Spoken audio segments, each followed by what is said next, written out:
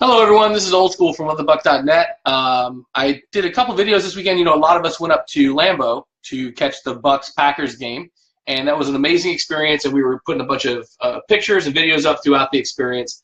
We also had an opportunity to do something that our team, or our crew, and What the Buck doesn't typically get a chance to do, because normally we're running this large tailgate. We don't get to go and welcome the team. Well, as we were making the path around Lambeau Field with our host, and sort of taking in all the sights, he heard the sirens from the escort for the Buccaneers team buses. He said, wow, what a great opportunity. You guys can welcome the team. And we had our What the Buck flags, and we were all in our regalia. Let me fix my glasses. They look a little wonky. And so we figured, oh, this is great. Let's let the team know that they got people here supporting them. And so we went over to the fencing area, and I've got a video that Cheryl Stewart took actually after the buses parked that I'll post on the website. And I'm going to download this and post on the website with a longer article about it. But I wanted to get some things off of my chest that were a byproduct of what we went through at this event. So we lined up, we had our flags out there, the buses came in. Now, obviously, the windows are tinted. You can't really see what's going on, but we would have expected a couple of head nods or something to acknowledge a group of people out there.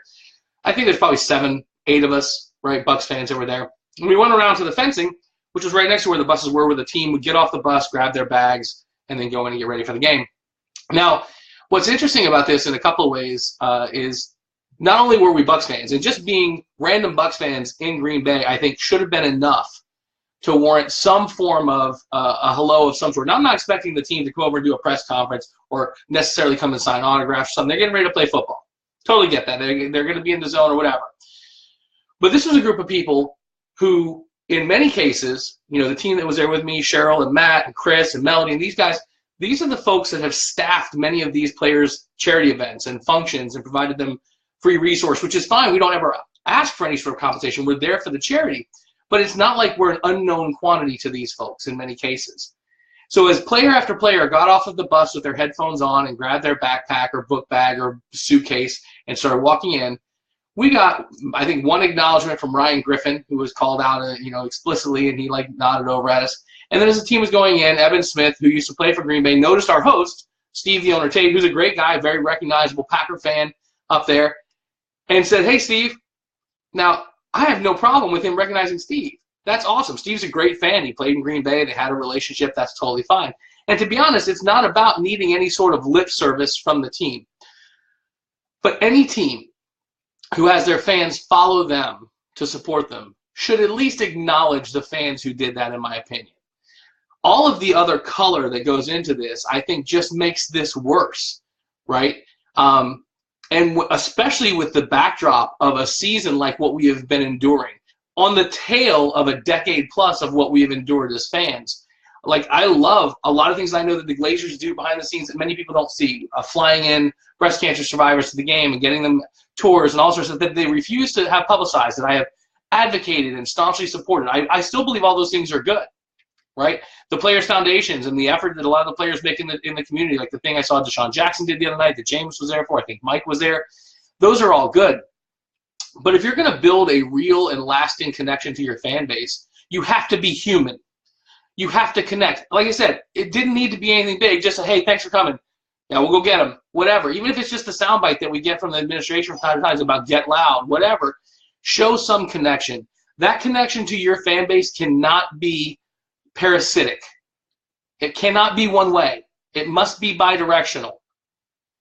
And this franchise doesn't get that, or this iteration of this franchise doesn't get that. And what it left a lot of super fans with, and I call Matt and Chris super fans for sure, and normal fans, like myself and with Melody and Cheryl and I think we're pretty damn good fans. We travel to games and do all the things that we do. Was wondering why the hell we care so much about this team when the team quite evidently doesn't give two shits about us. So I know that I have been very negative as of late, and for you folks who have followed What the Buck for over the decade we've been doing this, you know that I'm typically a very excited person. I love the game. I love the sport. I love supporting my home team.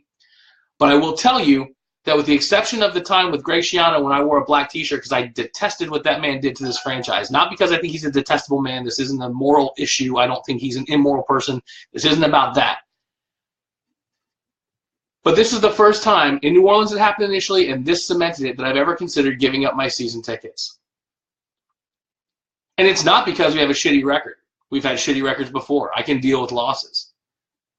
But when you have a group of people that are willing to travel cross country to support you when the team is doing as poorly as it is, and show the amount of effort that's going on, and have them not even be strangers, have them be people who you have interacted with on a regular basis, and you can't even acknowledge them, that's wrong. And it's wrong from the bottom to the top. There will be more about this. We will continue to do good things in the community. What the Buck and What the Buck Really Matters will continue to do the things that we have grown to do through relationships with the fans, right? The platform was based on the team, and I just used past tense. The platform has been useful at times. The platform is not being useful anymore. And it's not even being particularly cordial, and that's not acceptable. So the great relationships we have with the fans here and abroad, our sponsors who've been phenomenal. I see Ty Freeborn just joined. I see Shawnee over there as well, and boom. You know, the relationships we made with these sponsors who believe in the things that we do in the community, we'll continue to cement and move forward. But at some point, this organization has to realize that they have a group of people that are way more loyal to them than they are to the fans. And it is not about lip service. It's about doing something. It's about being present. And that's not expensive. No one's asking for money. No one's asking for exceptional effort. We're just asking for humanity. We're asking for the same things you request out of anyone in a normal relationship. And it's not outside of the scope of this team to do it, especially as we stare down the barrel of another 2-year stint of a coaching staff after another failed reboot of the franchise. I love this team for reasons I can't denote. Probably because my dad loved the team, because he instilled in me this concept of home team concept that I've talked about with you guys plenty of times before.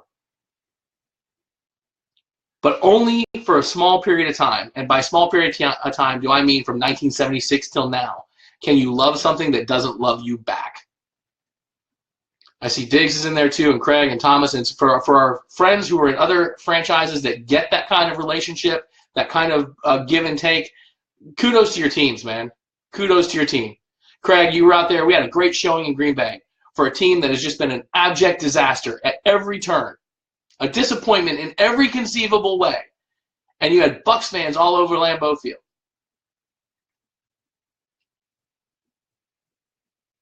And that's it. It can't be one guy who goes around and takes some pictures with you. It just can't be.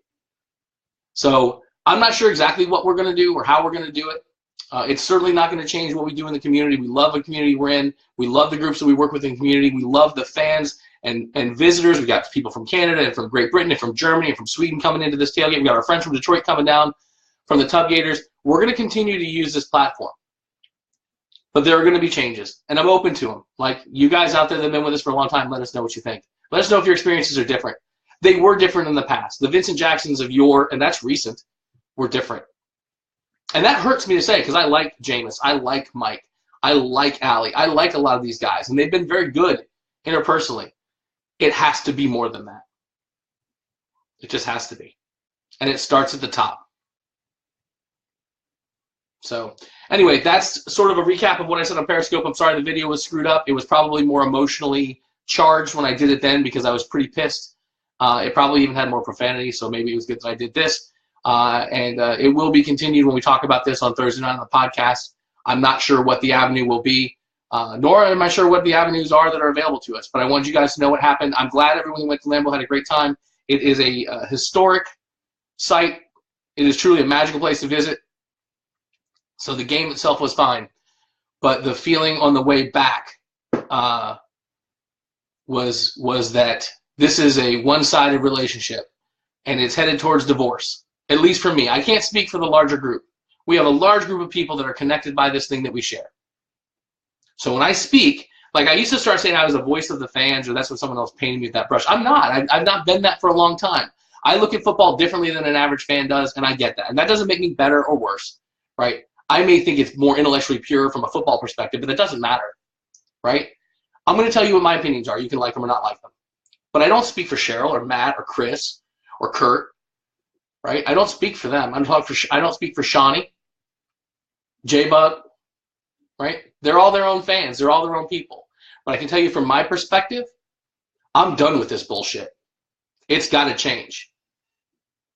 So that's it. We'll see you guys on Thursday. I'm sure we'll have more stuff between now and then. If you haven't seen Cheryl's video, I'm going to post it on our website so everyone can see who's not on Facebook.